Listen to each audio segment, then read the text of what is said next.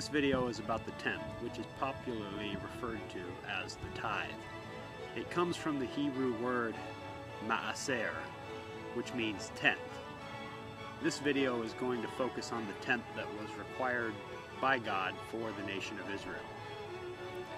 They were told a tenth of everything that their land produces was to be set apart for God. Then we read this: I give to the Levites all the tenths in Israel, as their inheritance, in return for the work they do while serving at the tent of meeting. The Levites also had a tenth they were to give. Speak to the Levites and say to them, when you receive from the Israelites the tenths I give you as your inheritance, you must present a tenth of that tenth as Jehovah's offering. Your offering will be calculated to you as grain from the threshing floor or juice from the winepress. In this way you also will present an offering to Jehovah from all the tenths you receive from the Israelites. From these contributions you must give Jehovah's portion to Aaron the priest. These are the only tenths that God ever commanded to be given.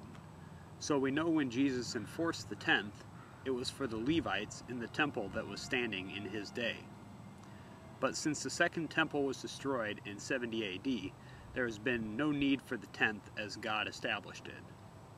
Quite often today you will hear those who teach a modern-day tenth use these verses. Will a mere mortal rob God? Yet you rob me. But you ask, how are we robbing you? In tenths and offerings. Bring the whole tenth into the storehouse, that there may be food in my house.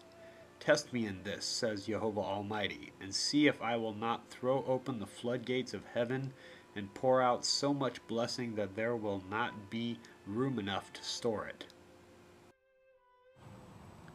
They will then go on to say how the storehouse is the church, or something similar. I'm now going to read a section that mentions this storehouse. A priest descended from Aaron is to accompany the Levites when they receive the tenths, and the Levites are to bring a tenth of the tenths up to the house of our God, to the storerooms of the treasury.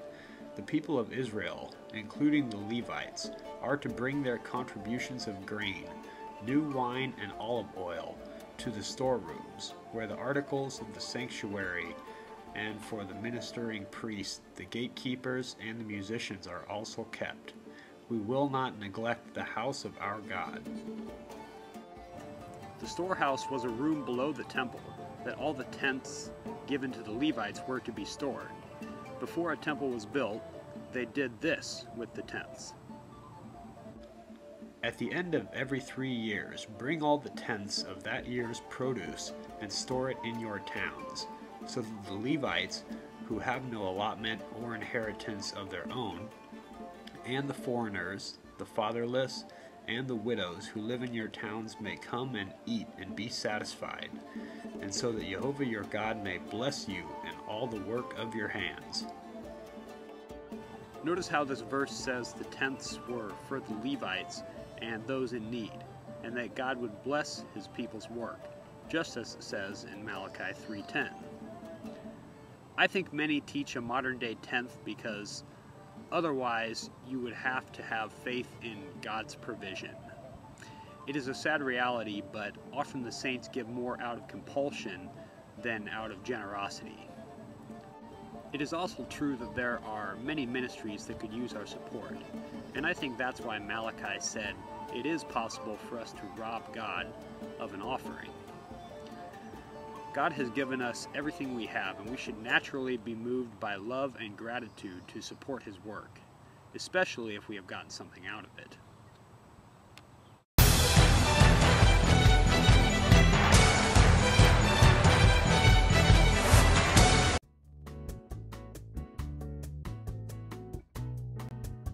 My pastor says I have to tithe, otherwise God will be mad at me. It all seems a bit fishy to me.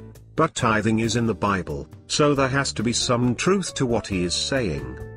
Just because something is in the Bible does not mean you should do it. The Bible also says to cut off your right hand if it offends you. Remember when you took my favorite pencil? Tithing was a requirement for Israel under their law program. First, you are not Israel, and second, the Apostle Paul says in Romans 6:14 that we are not under the law today. Galatians 3:13 says Christ was made a curse for us when he died on the cross to pay for our sins. Because of his great love for us, Romans 5:1 says we are now at peace with God. I knew my pastor was wrong. It is just shameful to try and use the Bible to guilt people into blindly handing over their money under threat of a curse from God. That gets my goat. It's never a bad thing to give. But Paul instructs us that today, we are to purpose how we give. And we should not give out of obligation, but out of a desire from our own hearts. I like the sound of that. But if tithing and the law are in the Bible, how can you just ignore them? We are not ignoring them. The Bible teaches that the program God set up with his earthly people, Israel, is different than what God is doing today with us, his heavenly people. I'm sure glad someone around here knows enough Bible to make sense of it. I'm going to try to better understand the Bible. Oh, and I will give your pencil back. Sorry about that.